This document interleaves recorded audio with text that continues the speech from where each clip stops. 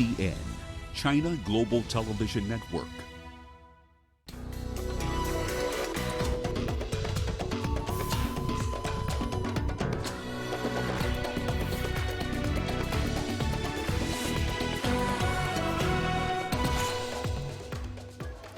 Car bomb attack wounds Turkish contractors and police near Somali capital Mogadishu.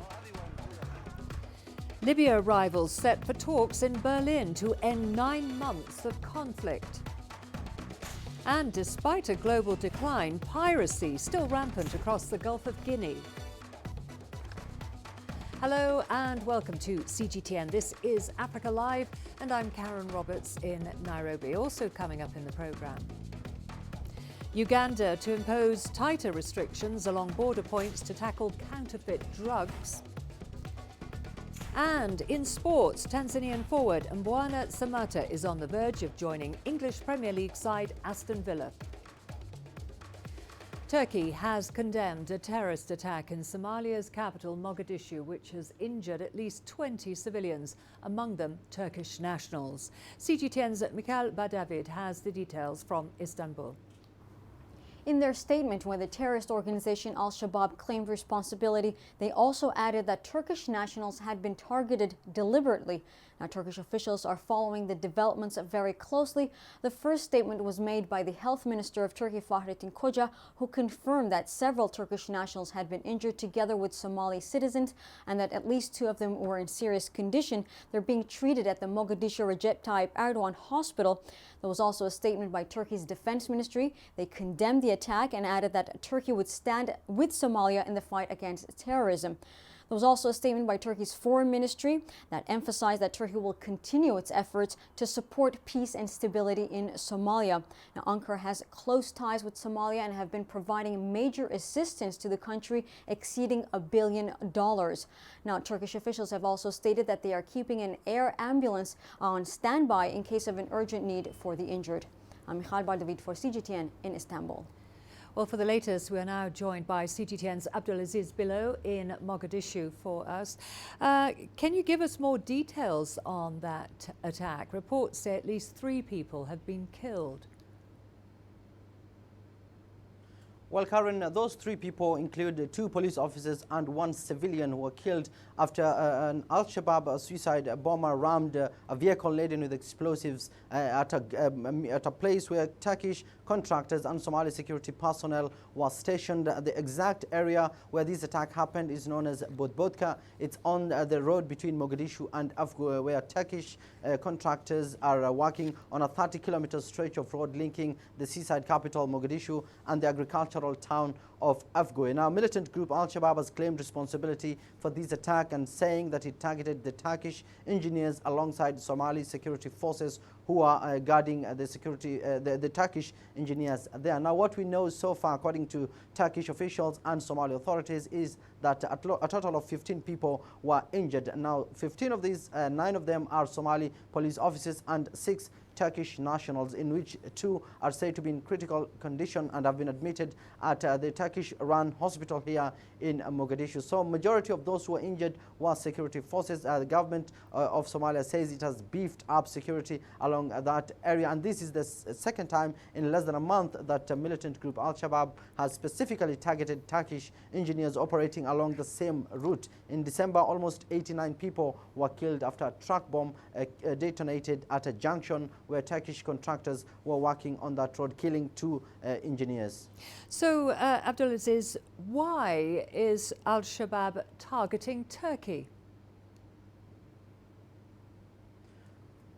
Well, Karen, initially Turkey began its activities here in Somalia as a humanitarian agency here in Somalia in 2011 during the Great Famine of Somalia in 2011 and 2012. And gradually Turkey began operating in Somalia, assisting Somalia to rebuild its vital infrastructure. It took the management of the port and the airport so that the government can be able to increase its tax revenue. And after that, Turkey began injecting funds into the Somali government. And one of these agreements between Somalia and Turkey was that Turkey assists Somalia to strengthen the capability of its security sector. And after that, it created its biggest military academy here in Mogadishu to train Somali army and members of the police force. And this is one thing that has angered the militant group Al-Shabaab. It saw Turkey initially as lending a humanitarian hand as a Muslim country, but the fact that it started training Somali forces and equipping them, then Al-Shabaab said that Turkey is our #1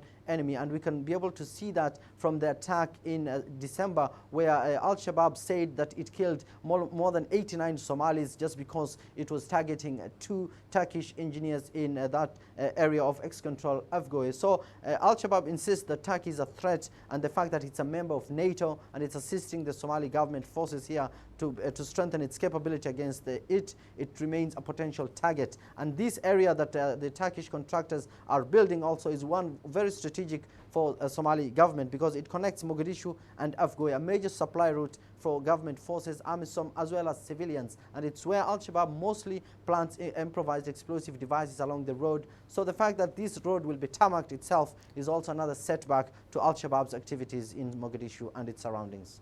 Okay, thank you very much for that, Abdulaziz. That was CGTN's Abdulaziz below there in Mogadishu on the latest attack in Mogadishu by Al-Shabaab. Berlin has started to welcome leaders and representatives of nations concerned with the conflict in Libya. 12 countries and 4 international organizations will be discussing a new agreement to try to maintain the current ceasefire around Tripoli. Egyptian President Abdel Fattah el-Sisi and the Secretary General of the Arab League have already left Cairo to attend the talks set for Sunday.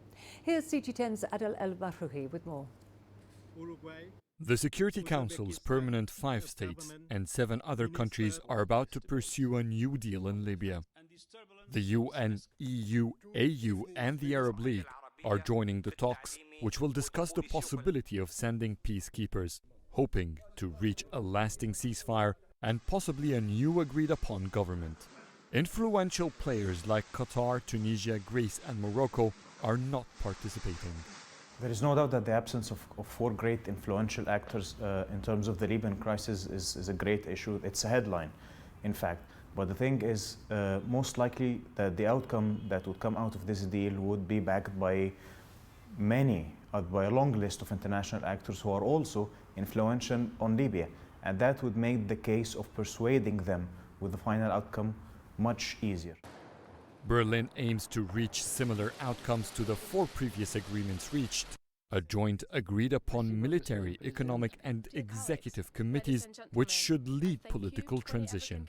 The main difference is the call for sanctions from the UN Security Council against countries which help in breaching the ceasefire. It's step number 1 if we are speaking about peace in Libya. This war has been in place for almost a decade by now.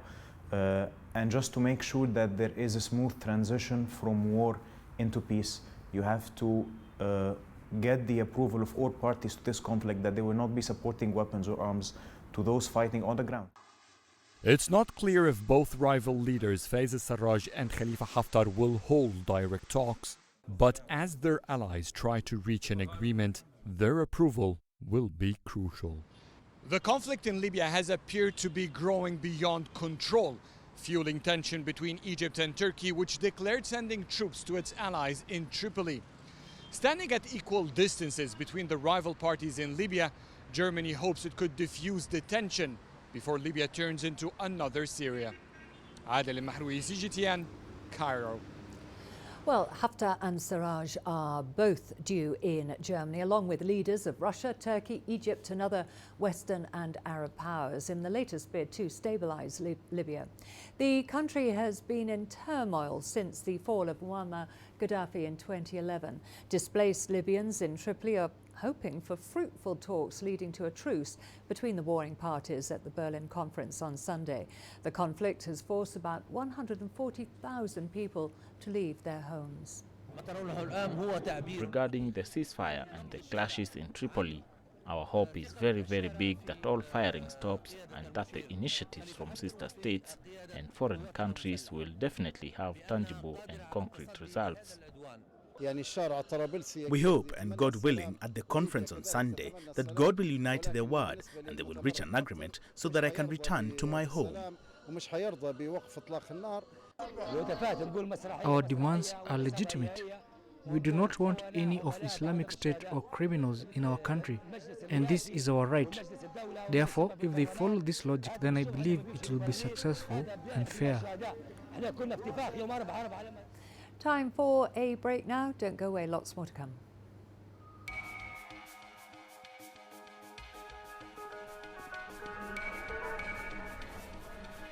You're watching breaking news on CGTN.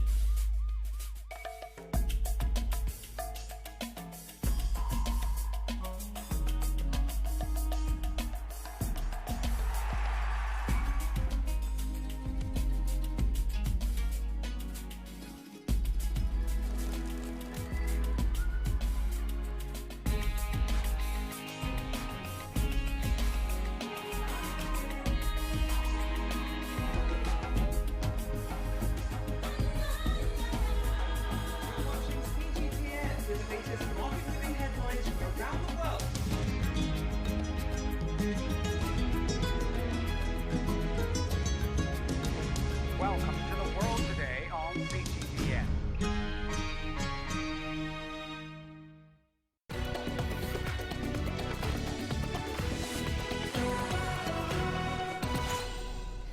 Now let's take a look at the scourge of sea piracy. Despite a decline in global piracy incidents in 2019, a maritime watchdog says attacks are still rampant across the Gulf of Guinea, with several kidnappings reported last year. The assessment was made in the International Maritime Bureau's annual piracy report. CG10's Deji Badmus has more. With frequent naval exercises like this, it's something of a paradox that the Gulf of Guinea is still the most active piracy sport in the world. Last year alone, the navies of the Gulf of Guinea and their international partners held at least 2 major naval drills throughout the Gulf. In one case, over 30 national navies took part in the drill on the waters of the Gulf.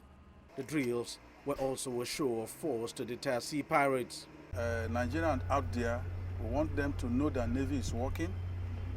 And to those criminals at sea, I think this is the time they should realize that the time is over for them to operate. Despite those assurances by the Nigerian Navy last year, the pirates have dug in and continue to devise new means of beating security at sea. Making our water safe is a situation where they empower Navy. All over the world, if you see some of the consignments that are coming through American vessels have been accompanied by their naval merchant vessels, war vessels that are coming behind them and taking protection of all the piracies. Even on the Gulf of Guinea, even beyond Gulf of Guinea, they help them to come. Most central world, like Asians, they have their own vessels being manned by their naval combatant vessels. So I think Nigeria will empower Nigerian Navy, very enormously, give them boats, speedboats,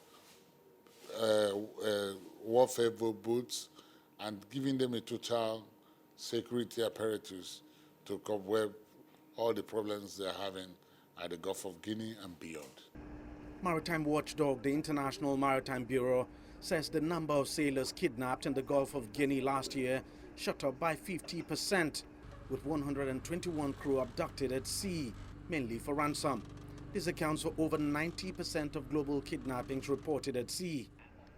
Most of the incidents in the Gulf occur in Nigeria's oil-rich Niger Delta region, considered a bastion for sophisticated pirates. And this is despite the heavy presence of the Nigerian Navy in the waters of the region. The situation has forced shippers in the country to devise their own initiative of protecting themselves from attacks. These days, there's this we call secure anchorage area. Secure anchorage area is where some group of individuals have taken a decision to man all the Nigerian inboard vessels. And those secure anchorage areas is being organized with them and Nigerian Navy. But you know, it's very controversial now because too many charges are being leveled to all the vessels that are coming. And those vessels are saying that they are putting those charges back to the final consumers of the goods. So it becomes a very controversial issue now. Sea pirates in Nigeria's Delta region are often well armed. Aided by fast boats and a maze of creeks perfect for hiding, they often attack passing vessels, taking sailors hostage for ransom payments. The Nigerian Navy actually stopped some of the attacks, but obviously, sometimes the pirates are just one step ahead of the security agency. Deji Badmos, CGTN, Lagos, Nigeria. In Uganda, pharmacists warn the country is not safe from counterfeit drugs as long as it continues to rely on imported medicines. Uganda imports over 90% of its drugs from Asian countries, and this increases risks of fake medicines coming through porous borders. Isabel Nakiria reports. The risks of unknowingly buying substandard drugs over the counter are high. Pharmacists warn it's difficult for an ordinary person to tell by just looking at a drug.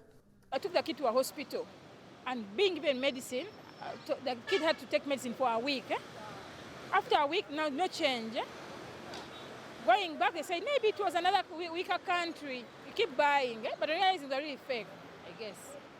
Because when I changed the hospital, I got different tabs, very different. 2 days, the boy was fine. So I believe so much is fake around town. Uganda's National Drug Agency has recently recalled some drugs like antibiotics and painkillers over quality standards. The agency also revealed that 10% of drugs sold on the Ugandan market are fake. If I'm a pharmacist and I'm doing some dispensing, definitely I will check the quality. Any disparity, to me, it will not be ignored. But when you get a quack, you get someone who is not qualified in medicines, to him it will be just an issue of dishing out. Dishing out.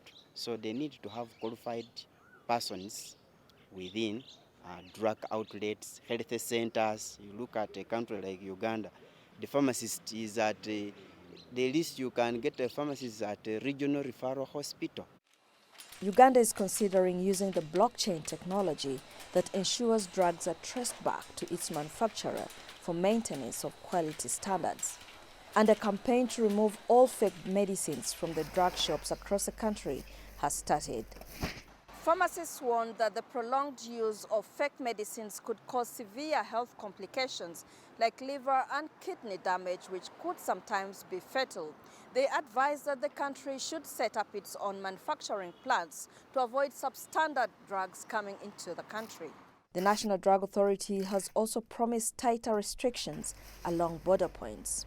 The need for more vigilance, called post-marketing surveillance, to sample whatever is available on the market, analyze it, check the physical properties, check the registration status of the same medicines with our National Drug Authority, ensure you test once in a while what is on the market, ensure that these drugs are within premises which are authorized by our National Drug Authority, and they are being handled by qualified people. The World Health Organization estimates about 1,000 deaths in sub-Saharan Africa occur every year due to taking substandard medicines. Isabel Nakiria, CGTN, Kampala, Uganda. All the sports news coming up for you after the break, including Tanzanian forward Mbwana Samata is on the verge of joining English Premier League side Aston Villa.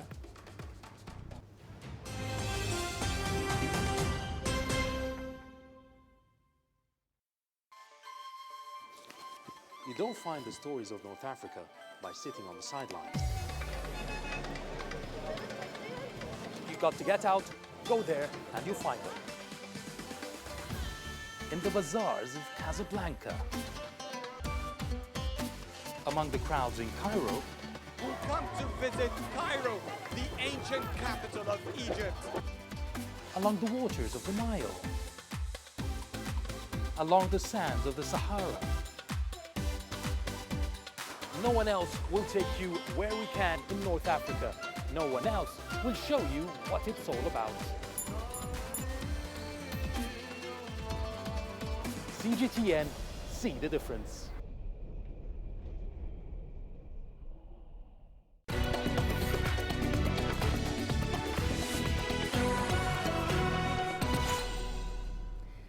Tanzanian star forward Mbwana Samatta is on the verge of completing his transfer move from Belgium's Racing Genk to Aston Villa in the English Premier League. He'll be the first player from Tanzania to play in the English top flight. Here's CGTN's Daniel Kijo. Negotiations between the Belgian champions and Aston Villa are continuing, although it is reported that Villa has agreed to pay $11 million to buy the 27-year-old Tanzanian striker. Aston Villa's coach, Dean Smith, is looking to desperately strengthen his striking options after striker Wesley Morales has been ruled out for the rest of the season with a knee injury and with Villa having dropped into the relegation zone. Samatta, who is said to be the first Tanzanian player to move to the Premier League and second in East Africa, he would need to work on a work permit, a process that is not easy with Tanzania being ranked 134th in the world by FIFA, meaning that Villa must apply for special disposition. However, Samatta should be able to have a good chance of being granted a permit after finishing at the top scorer in Belgium last season and becoming the first East African to win the coveted Sula de Ban Award for the best African or African origin player in the Belgian Pro League. Football fans in Tanzania are excited about the upcoming move. I have now become an Aston Villa fan, even though my favourite team is Liverpool. We have to support him as he is our fellow Tanzanian. There has never been a Tanzanian who has played in the English Premier League. We have to come together and give this guy company.